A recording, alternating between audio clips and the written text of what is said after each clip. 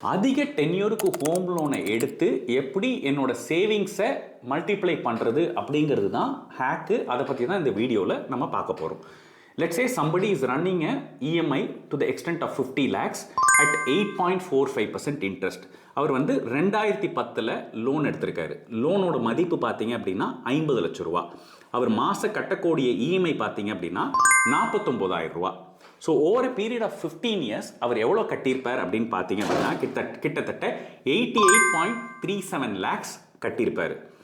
அவர் எடுத்த பணத்தை விட கிட்டத்தட்ட 38,37 lakhs அதிகமாக கட்டியிருப்பார்.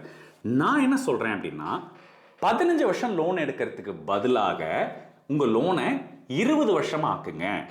அப்போ என்ன ஆகும் அப்படின்னா 49,000 ரூபா இஎம்ஐ கட்டுறதுக்கு பதிலாக 43,000 ரூபா இஎம்ஐ கட்டுவீங்க. இந்த டிஃபரன்ஸ் ஆஃப் 6,000 ருபீஸை நீங்கள் ஒரு எஸ்ஐபி மூலமாக இன்வெஸ்ட் பண்ணுறீங்க அப்படின்னா இந்த 6,000 ரூபா investment at the end of 15 years பார்த்தீங்க அப்படின்னா it will be around 32.85 lakhs 33 lakhsனு வச்சுக்கோங்க.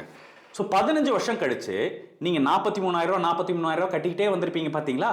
15 வருஷம் கழிச்சு உங்களுடைய பேங்க்ல இன்னும் நீங்க பிரின்சிபலா க்ளோஸ் பண்ண வேண்டிய அமௌண்ட்டோட மதிப்பு பார்த்தீங்கன்னா 21 லட்சம் ரூபா இருக்கும். உங்க கையில கிட்டத்தட்ட 33 லட்சம் ரூபா இருக்கும், which is almost like 11.75 lakhs more than what it is.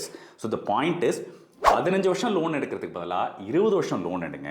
அந்த பணத்தை இன்வெஸ்ட் பண்ணிட்டே வாங்க. ஆனால் 15வது வருஷம் உங்கள் ஹவுசிங் லோனை நீங்கள் கம்ப்ளீட்டாக க்ளோஸ் பண்ணிட்டீங்க அப்படின்னா உங்கள் கையில் 12 லட்சம் ரூபா இருக்கும்.